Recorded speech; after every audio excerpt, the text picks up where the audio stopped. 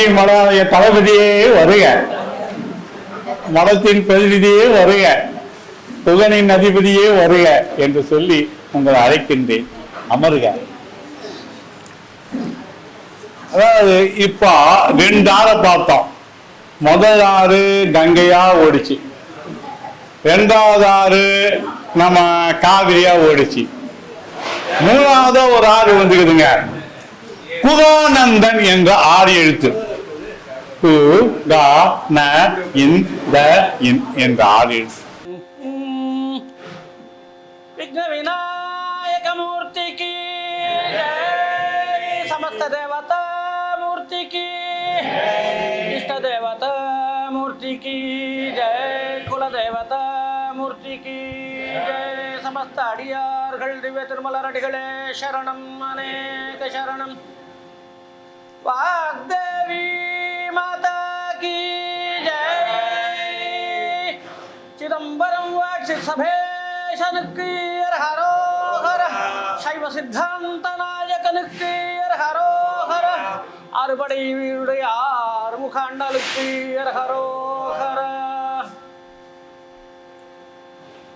இந்த அவையிலே வீட்டிருக்கக்கூடிய சிந்திப்பார் அவர் சிந்தை உளானே என்று தாங்கள் எல்லாம் கொண்டாடக்கூடிய நம்மளுடைய திருமூலர் சொல்லும் போது, உள்ளம் பெரும் கோயில் ஊனுடம்பு ஆலயம் வள்ளல் பிரானார்க்கு வாய் கோபுர வாசல் தெள்ளத்தெளிந்தார்க்கு ஜீவன் சிவலிங்கம் கள்ளப்புலன் என்னும் காளாமணி விளக்க என்று எல்லாம் தம்மையே ஈஸ்வரனாக பாவித்து அந்த பசுபதி பாசம் என்ற நிலையெல்லாம் கடந்து தன்னை அர்ப்பணித்து கொண்டு இங்கு எழுந்தருளுள்ள உங்களுடைய அடியார் பெருமக்களுடைய பொற்பாத கமலங்களை எல்லாம் வணங்கி, உங்களுடைய பாத கமலங்களை வணங்கி என் பாதக மலங்களை எல்லாம் நீக்குமாறு பணிவன்போடு வேண்டிக் கொண்டு,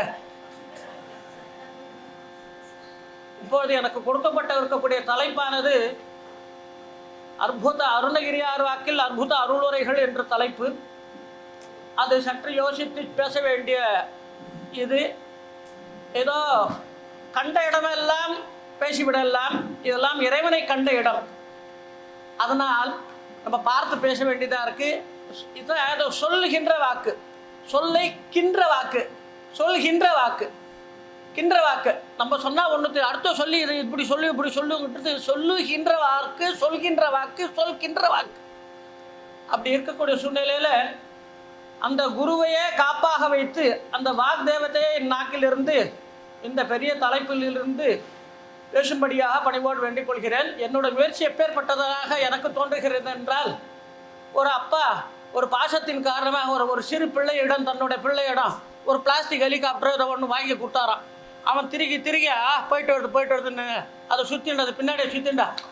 ஒன்றுமே கவலைப்படாத, எங்கள் அப்பா எனக்கு ஹெலிகாப்டர் வாங்கி கொடுத்துட்டாரு, நான் இதை வச்சா உலகத்தை சுற்றி வந்துடலாம் அப்படின்னு நினச்சானான். அதே போல் என்னோட இந்த முயற்சி உங்களோட அவையில் ஒரு எந்த அளவு பலித்தமாக போகிறது என்றால் என்னால் அறிய இயலவில்லை.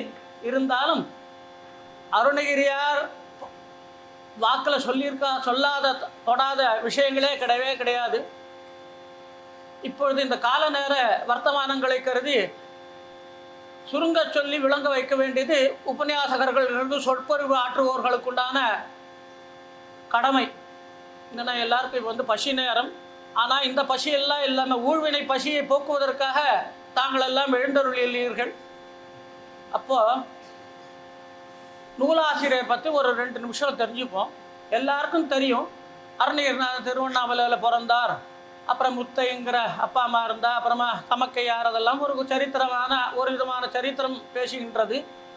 இன்னொரு பக்கம் அவர் ஆரணி அருகாமையிலே உள்ள முள்ளன்றம் என்ற கிராமத்தில் இருந்ததாகவும், அவர் தீட்சிதர் குடும்பத்தில் சேர்ந்ததாகவும், பிறகு காஞ்சிபுரம் ஆண்ட மன்னர்களால் அங்கிருந்து அந்த அப்பேற்பட்ட தீட்சிதர்கள் அனைவரும் அழைக்கப்பெற்று டிண்டிவ கவிகள் என்று அழைக்கப்பெற்று இன்றும் அந்த வம்சாவளியினர் வசித்து வருகின்றனர்.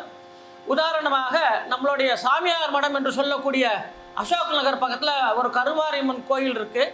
அந்த கோயில் பூஜைக்கர் வந்து அந்த டிண்டிம கவி பரம்பரையினர் சேர்ந்தவர். அதனால் யார் எது சொன்னாலும் இல்லை, எப்பொருள் யார் யார் வாய் கேட்பனும் அப்பொருள் மெய்ப்பொருள் காண்பது அறிவு அப்படிங்கிறது சிறந்த குணவானோட சிறந்த பக்குவப்பட்ட மனசோட ஒரு லட்சணம். அது தவிர எப்பொருள் எத்தன்மை தாயினும் அப்பொருள் மெய்ப்பது காண்பது அறிவு. இது அப்படி இருக்கு அப்படி இருக்கு, கோண கரும்பாக இருந்தாலும் தீக்குதான் செய்யும், கரும்பு கோணலாக இருக்குது நான் சாப்பிட மாட்டேன்னு சொன்னால் அது யாரோட தப்பு அப்படிங்கிற மாதிரி அருணகிரிநாதர் அதை கொண்டு போகிறார். அதாவது கனை கொடிது யாழ்கோடி செவ்விதாங்கன்னு வினையை கொடு பாலால் கொள்ளன்னு நம்ம திருவள்ளுவர் நாயனார். ஒருத்தர் ஆளை கண்டு உருவு கண்டு எல்லாமே வேண்டும் என்றெல்லாம் கூறி நம்மளுடைய மனதானது எப்பொழுதும் அந்த யான்றும் எங்கும் பறந்து இருக்கின்ற அந்த பரம்பொருளையே நினைத்து நினைத்து நினைத்து தான் அதை அடைய வேண்டும் என்றுடைய தன்னுடைய மனத்தை பக்குவப்படுத்தி, வெளியில் ஒரு பதார்த்தம் ஒன்றும் இல்லைடா அது மனசுக்குள்ளே தான் இருக்கு, நீ அதுவே ஆகிறாய் என்ற தத்துவமசிங்கிறது பசுபதி பாசம்ங்கிறது ஒரு உலகில் இருக்கக்கூடிய ஒரு மாயின் காரணமாக ஏற்பட்ட ஒரு தோற்றமே தவிர்த்த உண்மையிலே அது அன்று நீ பார்க்கக்கூடிய வஸ்து அந்த பரம்பொருளை தவிர்த்து வேறு எதுவும் கிடையாது. அது நின்று நீ பிரிக்கவும் முடியாது, பிரியவும் முடியாது. குற்றம் நீ குணங்கள் நீ கூடலால வாயிலாய் பெற்றம் நீ பிரானும் நீ அப்படின்னு சொல்லும்போது இது நல்லது கெட்டது அப்படிங்கிறது இவனோட உள்ளத்தனைய மலர் நீட்டம் மாந்தத்தம் உள்ளத்தனையது உயர்வுங்கிற மாதிரி உள்ளுவதெல்லாம் உயர் உள்ளல். எதை நீங்கள் நினைக்கிறியோ அதுவே நீயாக ஆகிறாய் என்பது எல்லா சித்தாந்தமும். நான் இப்போ ஒரு அருணகிரிநாதரை பற்றி முற்கால கதை ஒன்று இருக்குது. எப்படி சுந்தர பெருமான் அதான் சிவபெருமானே தன்னுடைய கண்ணாடியில் கண்டு அவர் வா அப்படின்னு சொன்ன மாதிரி தேவேந்திரனோட சபையில் சிவலிங்கத்தோட அந்த சிவனார் ஆடுகின்ற தாண்டவத்தின் காரணமாக எழுந்த சப்தத்தின் காரணமாக அந்த சந்தங்களை எல்லாம் குறித்து கொண்ட ஒரு புலவர் பின்னர் திருப்பரங்குன்றத்திலே உதித்தார். திருப்பரங்குன்றத்திலே உதித்த பின்னர் அவரே தான் நம்மளுடைய பொய்யாமொழி புலவராக ஆனார் என்று இருக்குகிறது. பிறகு அவர் அருணகிரிநாதரா இந்த பூமி உலகத்தில் பிறந்தார் என்று சிதம்பர முனிவரால் எழுதப்பட்ட க்ஷேத்திரக்கோவை பிள்ளைத்தமிழ் என்ற நூலிலே திருவண்ணாமலை பற்றி சொல்லக்கூடிய இந்த க்ஷேத்திரக்கோவை நூலிலே இதற்கு ஆதாரம் உள்ளன. அப்பேற்பட்ட மகான் ஆனால் தான் அவர் உரிய வழியடிமை எனும் உரிமைன்னு தன்னோட வகுப்பில் சொல்கிறார். திடுதுப்புன்னு ஒருத்தருக்கு இந்தா பிடிச்சிக்கோன்னு சொல்லிட்டு ஒரு மாட்டை தூக்கி கொடுத்தா தூக்க முடியாது. சின்ன வயசுலேருந்து ஒரு கண்ணுக்குட்டியை கொடுத்து நீ இதை வளர்த்துண்டான்னு சொன்னால் அந்த கண்ணுக்குட்டியை வளரும், இவனுக்கு உண்டான அந்த அதோட சாதாத்மிய புத்தி இருக்கு இல்லையா, இது வளர்கிறது இவனும் வளர்கிறான். அதோட வளர்ச்சியின் காரணமாக இவனுக்கு அது அபாரமாக இருக்காது, அது அபாரமாக இருக்கும். அவனை தாண்ட வைக்கக்கூடிய அந்த ஒரு அரும்பெரும் கருணையானது அவனுக்கு கிட்டி விழும். ஆனால் தான் சொல்கிறார் அவர் அருணகிரிநாதர், இதை கண்டுதான் வியந்து யாரும் சொல்லாத கருத்துக்களை எல்லாம் அருணகிரிநாதர் தெள்ளத் தெளிவாக பகிர்ந்திருக்கிறார். அவர் சொன்ன விதத்திலேயே ஒரு விஷயத்தை சொல்லக்கூடியது பலவிதமான பக்குவங்கள் இருக்கிறது என்று சாஸ்திரங்கள் கூறுகின்றன.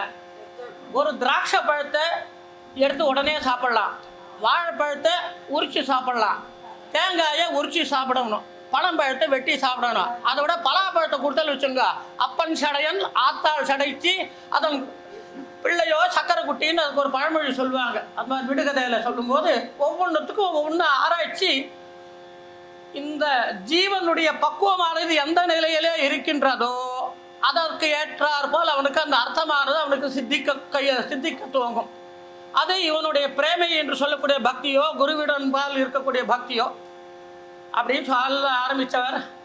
காசுக்கு கம்பன் கருணைக்கு அருணகிரி ஆசுக்கு காலமுகில்லாவனே தேசி வரும் ஊழுக்கு கூத்தன் ஓக்க புகழ் என்று கூழுக்கின் கவ்வை என கூறுன்னு ஒரு தனிப்பாடல் திரட்டு இருக்கு. வாக்கிற்கு அருணகிரி கருணைக்கு அருணகிரி அப்படின்னு எல்லாம் அவருக்கு நிறையா இருக்கார். தாய்மானார உலகத்தில் ரொம்ப சிரேஷ்டமான பரம்பொருளை பற்றி சொன்னவது.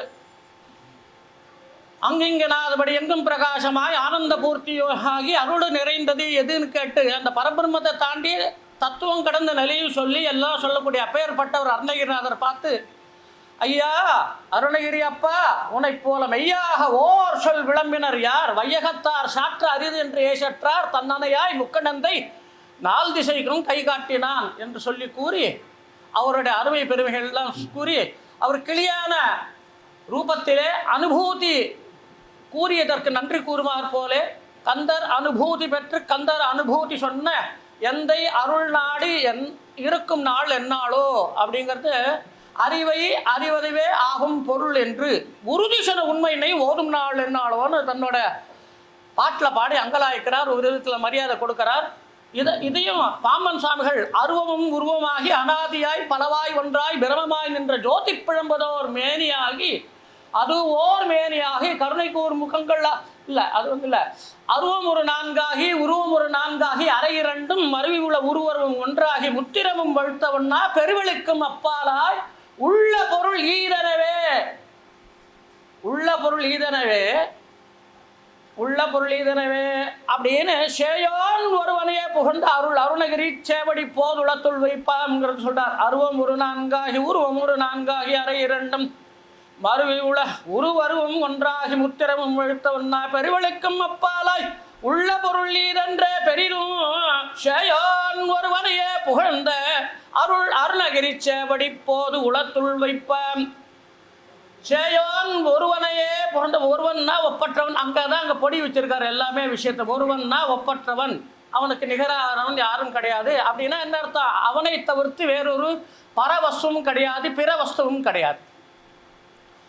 அப்ப அருணகிரிநாதர் சொல்றார், ஒரு ஜீவாத்மா என்ன போல தவிச்சுட்டு இருக்கு, தன்னுடைய பரமாத்மாக இருக்கக்கூடிய அந்த ஆண்டவனை என்று நாம் அடைவோமோ என்று தவித்து கொண்டிருக்கிறது. அந்த நிலையில அவர் பாடின நூல்கள் நவமணி நூல்கள் என்று சொல்வார்கள். திருப்புகழ், திருவகுப்புகள், திரு குட்டிருக்கை, கந்தர் அனுபூதி, கந்தர் அலங்காரம், கந்தர் அந்தாதி, வேல் வகுப்பு, மயில் வகுப்பு, சேவல் வகுப்பு, இது இந்த 9 விதமான அணிகலன்களை நவமணியாக மதானியாக திருப்புகழ் மதானி கிருபாகரனுங்கிறது அந்த வகுப்பிலே கூறுவார். அப்பேற்பட்ட இந்த நவரத்னங்களிலையும் அவர் அணிந்து கொண்டிருக்கிறார் என்று அருணகிரிநாதர் சொல்லிக்கிறார். அதில் அவர் சொல்லக்கூடிய முக்கியமான கருத்துக்கள், இந்த ஒவ்வொன்றத்துலையும் 5 பாயசமாக இருந்தாலும் வெவ்வேறு ருசியாக தானே இருக்கும். யார் யாருக்கு எந்த பாயசம் பிடிக்குங்கிறது தெரியாது. ராயசமாக சாப்பிடுவா, கொஞ்சம் கொஞ்சமாக சாப்பிடுவா. அப்போ அவளோட மன உல்லாசமானது எப்படி இருக்கோ அதுக்கு தகுந்தாப்புல அவளுக்கு அந்த அர்த்தமானது ஸ்புரிக்கும். இன்னும் ஒன்று, எந்த ஒரு விஷயம்னா சொல் என்று கூறிவிட்டால் அதற்கு பின்னாடி மறைந்துள்ளது பொருள். இது ஜீவன்னா அது பரமாத்மா, அது பரமாத்மானா இது ஜீவாத்மா. அப்போ வெறும் நீங்கள் சொல்லும் பொருளும் என நடமாடும் துணைவருடன் புல்லும் பரிமள பூங்கொடி அப்படின்னு அபிராமி பட்டர் வாக்கு. வாகர்த்தா இவ சம்பிருக்தோ வாகர்த்த பிரதிபத்தையே ஜகத பிதரோ வந்தே பார்வதி பரமேஸ்வரங்கிட்ட இருக்காங்க. அப்போ சொல்லு மட்டும் தெரிஞ்சால் போராது. சொல்லுங்கிறது முட்டையோட ஓடு, அந்த ஓட்டை தான் பார்க்குறோம். அந்த ஓட்டை உங்களுக்குள்ள குஞ்சு பொறிக்கணும்னா அந்த கரு ஆகிய உரிப்பொருள் இருக்கு, கருப்பொருள் இருக்குது, உரிப்பொருள் இருக்குது. அதை தெரியணும்னா அந்த சொல்ல அடக்காத்து அது சூடேற்றி வந்தால் தான் அது உள்ளுக்குள்ள இருக்கிற அர்த்தமானது வெளியே வெடிக்கும் அல்லது ஸ்புரிக்கும், அல்லது அனுபவ நிலையிலே கூடும்.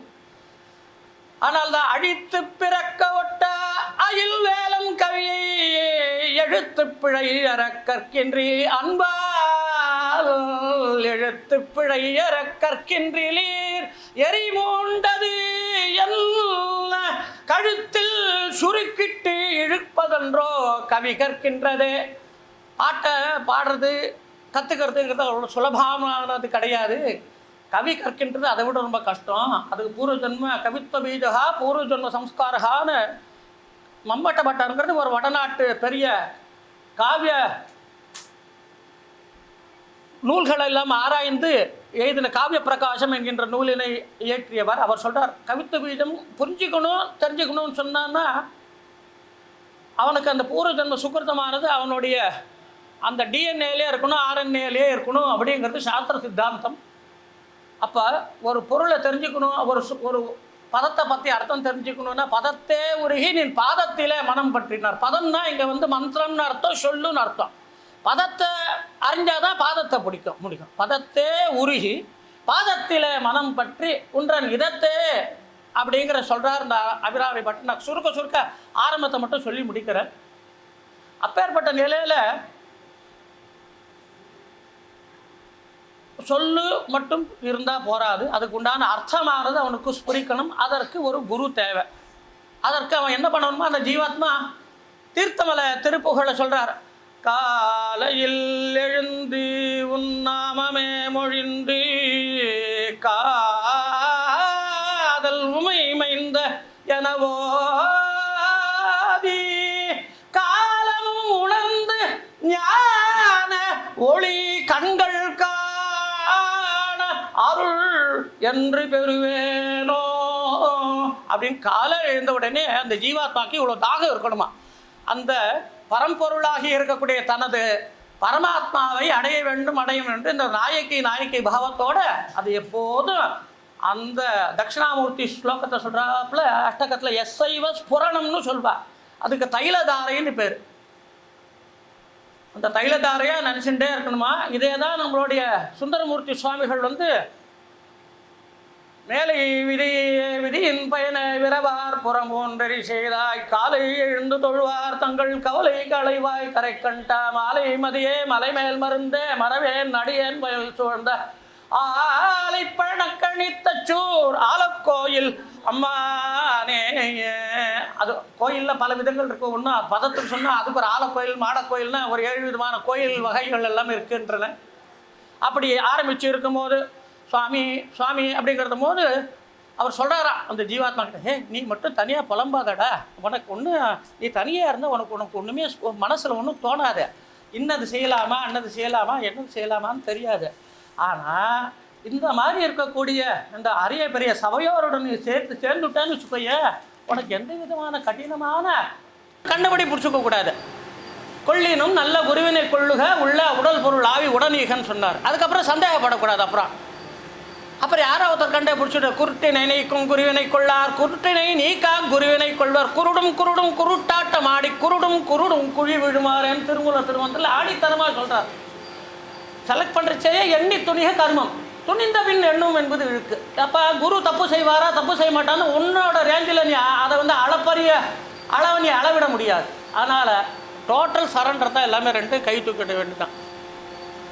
அப்படி இருக்கிறவனுக்கு தான் அந்த சித்திக்கும் சொல்லிவிட்டு அப்போ குரு கிட்ட போனால் அப்புறம் குரு ஏதோ ஒன்று சொல்வார். அதற்கு பேர் உபதேசம்னு பேர். தீரா பிணி தீர ஜீவாத்தும ஞான ஊராட்சி ஞான ஊராட்சியதான ஓர்வாக்குன்னா ஒப்பற்ற வாக்கு. அதுதான் உபசமீபே கிட்டக்க அந்த ஜீவாத்மாவை நீ வெளியிலேருந்து இந்த மாயாமலங்கள் எல்லாம் நீ அவிழ்ந்து போய் அது கிட்ட அருகாமையில் சேர்க்கக்கூடிய வேலை தான் இந்த குரு செய்யக்கூடாது. உபதேசம்னா இடம்னு அர்த்தம். அந்த தேசத்தோட இடத்துக்கிட்ட கூட ஒரு கற்பூரத்தை கொளுத்தி அவன்கிட்ட உனக்கு வச்சுருவார். அவன் ஏற்கனவே ஒரு அணையக்கூடிய ஸ்டேஜில் இருக்கும். அவனுக்கு தான் குரு கிடைப்பதில்ல. சாதாரணமாக மனுஷாளுக்கெல்லாம் குரு கிடைக்க மாட்டான். அப்போ அவர் சொல்லக்கூடிய அபகார நிந்தை பட்டுழலாதே அறியாதவன் சரை குறியாதே உபதேச மந்திர பொருளாலே உனை நான் நினைந்து அருள் பெறுவேனோ.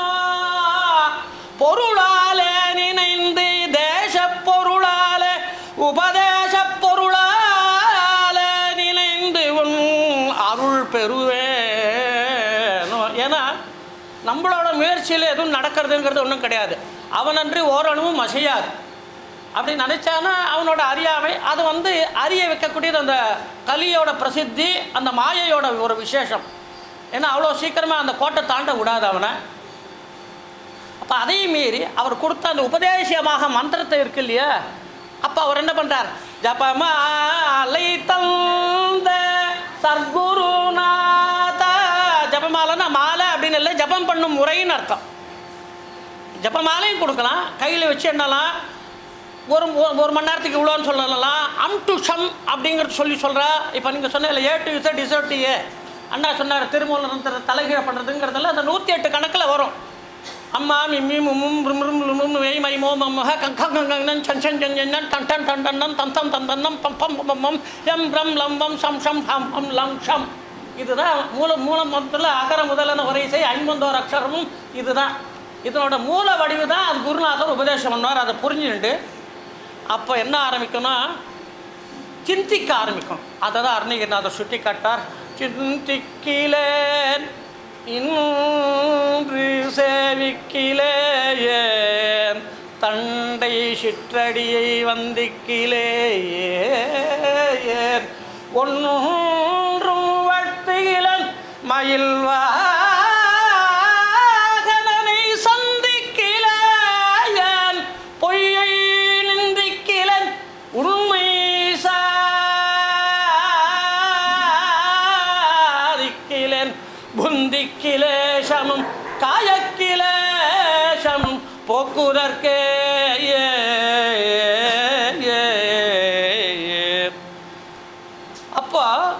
ஒருத்தனுக்கு தெளிவு பிறக்கணும்னா சிந்திக்கணும். அந்த சிந்திக்கிறதுக்கு உண்டான அவனுக்கு பராக்கிரமம் எங்கேருந்து வரும்னு கேட்டாலும் அவனுக்கு அதை பற்றி ஞானம் இருக்கணும். அதை பற்றி ஞானம் இருக்கணும், அதை பற்றி பூர்ணமாக தெரிஞ்சிருக்கணும். இல்லை அறகுறையாக தெரிஞ்சால் கூட எப்படி ஒரு குருநாதர் ஒரு ஒரு ஊருக்கு செல்ல வேண்டிய ஒரு கைகாட்டி இருந்தால் அது எவ்வளோ தூரம் போட்டிருப்பாங்கிறது தெரியாது. ஆனால் அது வழியாக நடந்து போயிட்டே இருந்தால் நாம் அதில் சென்று நம்மளுடைய கடைசி அடைய வேண்டிய அடைவினை நாம் அடைந்து விடுவோம்.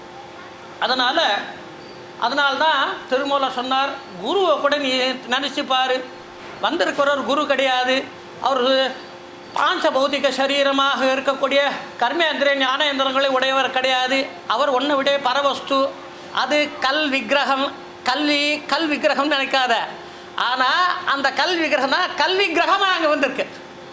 கல் விக்கிரகம் இங்கே கல் விக்கிரகமாக வந்திருக்கு. அப்போ அதனால் அது நேரடியாக வந்தால் நம்மளால் தாங்க முடியாது. இப்போ குருநாதர் தான் அந்த இறைவன். அப்படி இருக்கக்கூடிய ஒரு சாக்த சம்பிரதாயத்தில் என்ன இருக்குன்னு கேட்டீங்கன்னா, மந்திரம் வேற, சொல்லி கொடுத்த குரு வேற, சிஷ்யன் வேற, அதுக்குண்டான தேவதையோட ஸ்வரூபம் வேற, அதுக்குண்டான யந்திரம் வேற, அதுக்குண்டான தந்திரம் வேற. இது ஆறுக்கும் வித்தியாசம் கிடையாது. அந்த ஆறு சொன்னார, என் பால் ஆறுதல் அடைவாய், என் பால் ஆறுதல் அடைவாய். அதனால் பாலாறுங்கிறது சொன்னார், அது அன்பால் ஆறக்கூடியது. அது என் பால் சாமி அனுகிரகம் பண்ணினா எல்லாருக்கும் கிடைக்கக்கூடிய ஒரு பெரிய அந்த ஒரு அனுபவம். தென்னாடுடைய சிவனே போற்றி.